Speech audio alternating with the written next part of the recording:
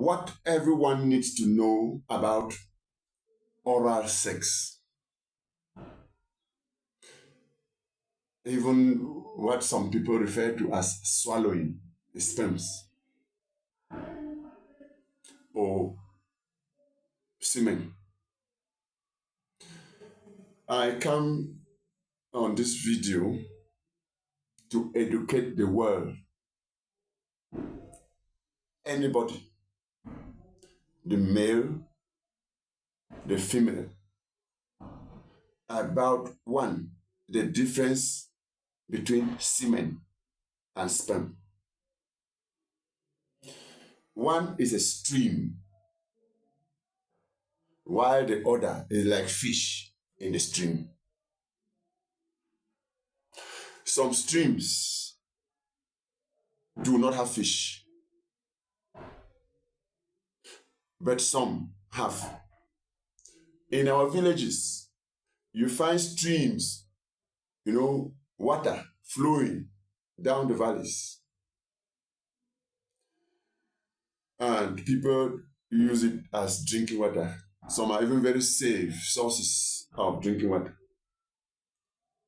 Some of these streams, you can actually look inside, you see tadpoles, small black but moving objects that have a head, they have a tail. They have a head, they have a kind of body and a tail. This is what you will find in our valleys. The surprising thing I'm drawing our attention to here is when a man ejaculates during lovemaking, that fluid that comes out from the man is the same like the stream that is flowing. This stream from a man is normally supposed to contain this kind of living objects or organisms that look like tadpoles, having head, body, and tail. These living organisms, cells, that move inside that stream, they are what we call sperm cells or spermatozoa, if there are many. Just one of them is called a spermatozoa. Ladies and gentlemen, ignorance is therefore weighing on a lot of us all over the world. Even in the developed world, it is said that a greater percentage of even more than 10% still are very ignorant. What more of our own setting in the developing world, in the third world? We need to continue to teach. We need to continue to learn. Share this video. If you have not yet subscribed to our video, please subscribe, because our channel is a training channel. We train people. We would like that those of you who are even more interested in knowing about health, and particularly reproductive health, stick to this channel and you are going to learn a lot. In our channel, we teach scientific issues. So we struggle as much as possible to refer to the scientific structures by their real names, because we are not actors. We are not doing film that you expect us here to come and call maybe your penis. We call it a stick. Well, you have the right to see it as a stick. But I'm here as a reproductive health expert to draw your attention to what is real about science of reproduction. Science in relation to the reproductive system, to the reproductive organs, their functioning, the various activities that take place in that system, and including the pathologies, disease conditions that affect such a system. Reason for which sometimes we say you can request a topic that we can discuss, we will bring it in its originality and teach you so that you understand. You must try to see a difference between us and movie makers and actors and, comedians. Then you are going to enjoy the teachings in our channel. Subscribe, like, and share, write comment, and even request topics for us to discuss. God bless you. At the end of the program, I'm going to give you contact that you can write to us on WhatsApp and or leave a voicemail. But don't call, please. Now, let us get into this. Those who in the course of making love, in the course of, enjoying their marriage in bed, they tend to practice oral sex. That is through the mouth. In reproductive health, we do not encourage. But because people in the world get involved, we need to come out with such research and draw your attention to what you must know about swallowing sperms. Now, the first thing you need to know is that just like other, you face a high risk when you have unprotected sex. Such risk is even higher when you involve the mouth, because the transmission of disease becomes real, obvious.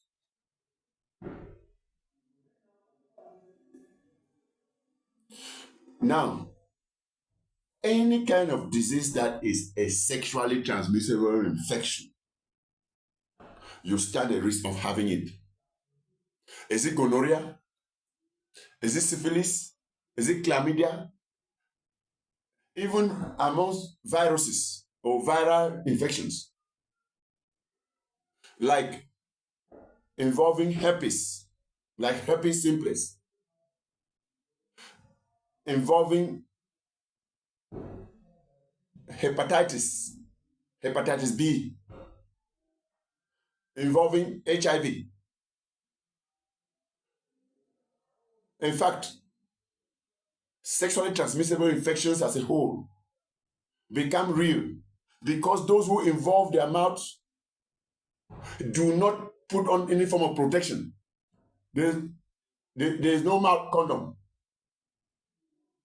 Yet, those who are wise enough and like involving the mouth, they can go ahead and use a protective device so they can stay safe from infections. Unfortunately, that's hardly the case.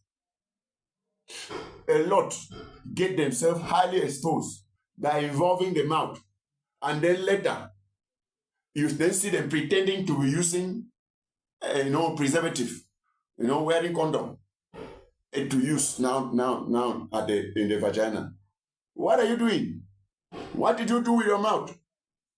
The mouth is rubber. It's not part of the human body. Oh, it is difficult only from down. It cannot go from up. No, sir. We must be alert to stay safe and stay healthy. This is my calling, my cry in this video. Such practices, we must be conscious that if somebody has to involve the mouth to any genital organ, you should draw their personal attention that no, it needs protection. Because if you don't draw attention, then don't even draw the attention when it is going down. Because it's going to keep you at the same risk.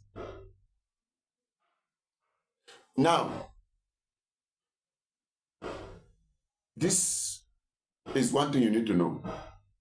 Pregnancy cannot come through oral sex. So, what's the need?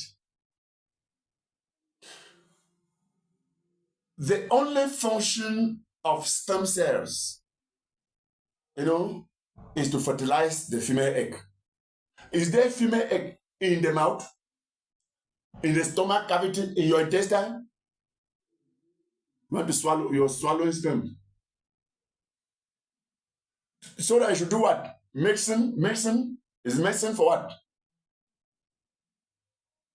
When you look at it very well, you are going to take decisions that will keep you safe and healthy, my dear brother. Now, some people told me that they get involved